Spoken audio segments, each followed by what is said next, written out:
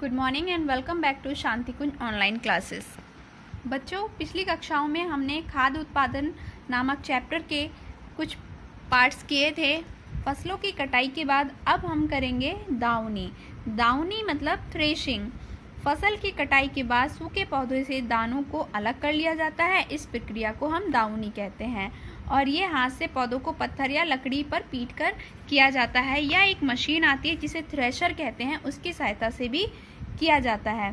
काटी गई फसल को जमीन पर फैला दिया जाता है और बैल या ऊंट इसके ऊपर बार बार चलते हैं। इससे उनके खुरों की सहायता से भी दाने डंठल से अलग हो जाते हैं, तो ये प्रक्रिया से भी किया जा सकता है। फिर होती है ओसाई, जिसे विनोइंग बोलते हैं। अब दावनी के बाद हवा की मदद से दानों को भूसे से अलग किया जाता है। इस प्रक्रिया को हम ओसाई या फिर विनोइंग कहते हैं। इस प्रक्रिया में दावनी किए हुए दानों को एक निश्चित ऊंचाई से नीचे गिराते हैं और जिससे दाने भारी होने के कारण एक सीधी रेखा में गिरते हैं और बाकी भूसा हल्का होने के कारण दूर जाके गिरता है। इस तरह से दोनों अलग हो जाते हैं। फिर है भंडारण। अब हम क्या करते हैं, जो हमारी गवर्नमेंट की कई सारी एजेंसियां हैं जैसे FCI और भी राज्य भंडारण निगम, इनमें जाकर जितने भी हमारे ग्रेन्स हुए हैं उनको जमा कर दिया जाता है। इस तरह से इनका स्टोरेज भी किया जाता है। फिर आता है फसल चक्र। अब फसल चक्र क्या है? फसल चक्र खेती की वह विधि है जिसमें एक ही खेत में एक के बाद दूसरी फसल बदल बदल कर उगाई जाती है। ये फसल विशेष के लिए इसलिए उगाई जाती है क्योंकि इससे बहुत सारे आवश्यक पोषक तत्व मिल जाते हैं। जैसे कि धान और गेहूं जैसी फसलें मिट्टी से अधिक मात्रा में नाइट्रोजन को खींच लेती हैं। अब होता क्या है कि इन फसलों की कटाई के बाद मिट्टी में नाइट्रोजन की कमी हो जाती है। अब इसकी हमें भरपाई करनी है तो हमें क्या करना है, हमें अपनी तरफ से अलग से कुछ नहीं करना है। जो प्राकृतिक तौर से हमें नाइट्रोजन चाहिए तो हम क्या करेंगे, खेत में फलीदार पौधे जैसे कि मटर, सोयाबीन, हरी फली, इस तरह की हम खेती की बुआई कर देते हैं और इस तरह से हमें पुनः नाइट्रोजन मिल जाती है। क्यों? क्योंकि फलीदार पौधों की जड़ों में विशेष प्रकार के नाइट्रोजन स्थिरीकरण जीवाणु होते हैं जो मिट्टी को नाइट्रोजन पुनः प्राप्त कर देते हैं। इसके बाद अगले वर्ष गेहूं या अन्य फसलें भी बोई जा सकती हैं। फिर होती है मिश्रित खेती। मिश्रित खेती क्या होती है? एक ही खेत में एक ही समय दो या अधिक फसलों को उगाने की प्रक्रिया को हम मिश्रित खेती कहते हैं। जैसे आपने देखा होगा, लोग गेहूं के साथ में सरसों भी बो देते हैं, तो इस तरह से एक ही खेत में दो तरह की फसल हो जाती है। नाइट्रोजन चक्र। नाइट्रोजन चक्र क्या होता है बच्चों? ये एक बहुत ही इम्पोर्टेंट चरण होता है। नाइट्रोजन चक्र को समझने के लिए पहले नाइट्रोजन स्थिरीकरण को समझना चाहिए। वायुमंडल में मौजूद नाइट्रोजन को नाइट्रोजन यौगिक के परिणत होने की प्रक्रिया को नाइट्रोजन स्थिरीकरण कहते हैं। मतलब ये नाइट्रोजन यौगिक पौधों द्वारा मिट्टी से अवशोषित कर लिए जाते हैं और फिर वो प्रोटीन के निर्माण में सहायक होते हैं।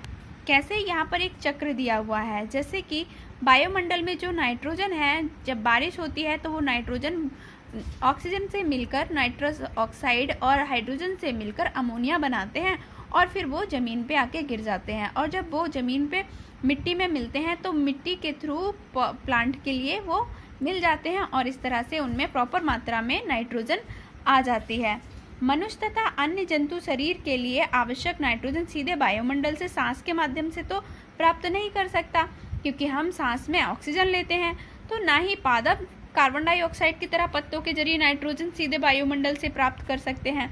नाइट्रोजन फिक्सिंग जीवाणु वायुमंडल से नाइट्रोजन लेकर इसे ऑक्सीजन के साथ संयुक्त कर नाइट्रस बनाते हैं जो पौधों के द्वारा एब्जॉर्ब कर ली जाती है। अब नाइट्रोजन का स्थिरीकरण बिजली के चमकने से भी प्राप्त होता है। जंतु क्या करते हैं, इस नाइट्रोजन के पौधों को खा लेते हैं और उनको नाइट्रोजन मिल जाती है। अब है जंतुओं से प्राप्त भोजन। अब जंतुओं से हमें क्या मिलता है? ऊन, रेशम, चमड़ा, ये सारी चीज़ें तो हमें जंतुओं से मिलती हैं। साथ ही जो हमारे डेयरी वाले उद्योग में एनिमल्स होते हैं जैसे कि गाय, भैंस, बकरी, इन्हें दुधारू पशु कहते हैं। इनसे क्या मिलता है? इनसे दूध और दूध से बनने वाले प्रोडक्ट हमें इनसे मिलते हैं। भेड़ बकरी पालन, इसमें क्या होता है कि हमें दूध, मांस और ऊन, चमड़ा, ये सारी चीज़ें भी मिल जाती हैं और इसीलिए जो बकरी होती है उसे गरीबों की गाय भी कहा जाता है। फिर है कुक्कुट उद्योग जिसे पोल्ट्री बोलते हैं। इसमें क्या होता है कि मुर्गा, बतख तीतर, इनको लोग पालते हैं और इससे मांस और अंडे प्राप्त करते हैं, तो इसे कुक्कुट उद्योग या पोल्ट्री फार्मिंग कहते हैं। फिर है मत्स्य पालन। अब मत्स्य पालन में लोग क्या करते हैं, बहुत ज़्यादा तादाद में मछलियों को पालते हैं, जिसे पीसी कल्चर कहते हैं, और ये जलीय जीव होते हैं जो कि जल कृषि कहलाते हैं, जैसे कि मछली, घोंगा, झींगा, मछली, केकड़ा, इन सारी जलीय जीवों को पालने की प्रक्रिया को क्या कहेंगे, जल कृषि कहेंगे। फिर है मधुमक्खी पालन। अब मधुमक्खी पालन को बोलते हैं एपीकल्चर। जब बहुत ज़्यादा तादाद में हम लोग मधुमक्खियाँ पालते हैं, उनसे शहद या मोम प्राप्त करते हैं, उसे बोलते हैं एपीकल्चर। अब छत्ते में 3 तरह की मधुमक्खियाँ होती हैं, एक श्रमिक, नर और रानी। जिसमें ज़्यादातर काम कौन करता है, ज़्यादातर काम करती हैं श्रमिक मधुमक्खियाँ। छत्ते में एक रानी मधुमक्खी होती है जो क्या अंडे देती है। ड्रोन या नर मधुमक्खियाँ रानी को निषेचित करती हैं।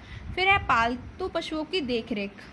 जिस तरह से मानव को अपनी बीमारी या संक्रमण का खतरा रहता है, उसी प्रकार पशु पक्षियों को भी रोगों से लड़ने की क्षमता होनी चाहिए, उनमें भी एक खतरा बना रहता है। पशुओं के बीमार पड़ने पर पहला लक्षण है कि इनका खाना बंद हो जाता है। इसी तरह से और भी बहुत सारे लक्षण होते हैं, जैसे सुस्ती, मंद, या फिर इनके शरीर का टेम्परेचर बढ़ जाता है और ये बीमार पड़ने लगते हैं। तो इस तरह से पशुओं में भी बहुत जल्दी संक्रमण फैल जाता है, तो इन्हें हमें तुरंत पशु चिकित्सक के पास ले जाना चाहिए और इन्हें आवश्यक दवाइयाँ या इंजेक्शन देकर इनकी सुरक्षा करना चाहिए।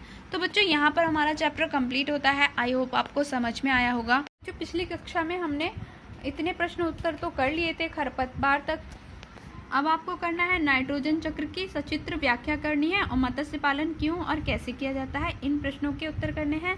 साथ ही अंतर बताना है कृषि, बागवानी, रबी और खरीफ फसल में, खाद और उर्वरक में, जल जमाव और लॉजिंग में। और फिर संक्षिप्त टिप्पणी लिखनी है दाउनी, फसल चक्र, मधुमक्खी पालन, प्रत्यारोपण, निराई और बकरी पालन। तो चलिए हम पहले गा से करते हैं। गा का पहला आपको यहाँ से लेकर और यहाँ तक करना है, और फिर गा के पहले का आधा पोर्शन आपको फसल की अच्छी उपज से लेकर कहते हैं तक करना है। गा का तीसरा देखिए बच्चों, दूसरा भी बताती हूँ, खाद से लेकर ये पूरी लाइन आपको है तक करनी है। चौथा आंसर आपको यहाँ से लेकर और यहाँ तक करना है। उसके बाद इसके 2 आपको एग्जाम्पल भी देना। गा का दूसरा आपको यहाँ से लेकर ये पूरी लाइन लिखनी है, और फिर गा का दूसरे का आधा पार्ट आपको यहाँ से करना है। बच्चों, ये चौथा प्रश्न आप मत करना गा का। अब घा के प्रश्न करते हैं। इसमें आपको निराई वाला नहीं करना है, बाकी के 5 करने हैं। देखिए, घा का दूसरा आपको यहाँ से लेके एपीकल्चर तक करना है। घा का 6 वाला आपको ये पूरी लाइन लिखनी है, साथ में आपको एक लाइन गरीबों की गाय कहा जाता है बकरी को, ये भी लिखना है। घा का फर्स्ट वाला आपको यहाँ से लेकर यहाँ तक थ्रेसर की सहायता से किया जाता है तक करना है। घा का 4th वाला फसल चक्र आपको यहाँ तक करना है, नाइट्रोजन अवशोषित करते। घा का 5th वाला आपको यहाँ से स्वस्थ पौधों में प्रत्यारोपण कहलाता है। बच्चों, क्वेश्चन नंबर 7 का आंसर आपको पहले तो फर्स्ट लाइन आपको ये लिखनी है, उसके बाद में ये लाइन आपको यहाँ तक लिखनी है, और ये वाला चित्र आपको ड्रॉ करना है और इनके बस नेम्स लिखने हैं और कुछ नहीं करना है। साथ ही इसमें थोड़ी सी थ्योरी ये भी लिखनी है, मनुष्य से लेके पौधों द्वारा अवशोषित कर लिया जाता है। ओके बच्चों, प्रश्न नंबर 8 का उत्तर आप यहाँ से लेकर यहाँ तक करेंगे। इसके बाद में मछलियों के यकृत के तेल में विटामिन A, D होती है, यहाँ तक हैचरी तक करना है। तो बच्चों, यहाँ हमारा चैप्टर कंप्लीट होता है। नेक्स्ट क्लास में हम अगला चैप्टर करेंगे और आपको ये सारा होमवर्क कंप्लीट करके स्कूल में कॉपी पहुँचानी है, मैं चेक करूँगी। ऑलराइट, नेक्स्ट क्लास में फिर मिलते हैं, तब तक के लिए बाय बाय, टेक केयर।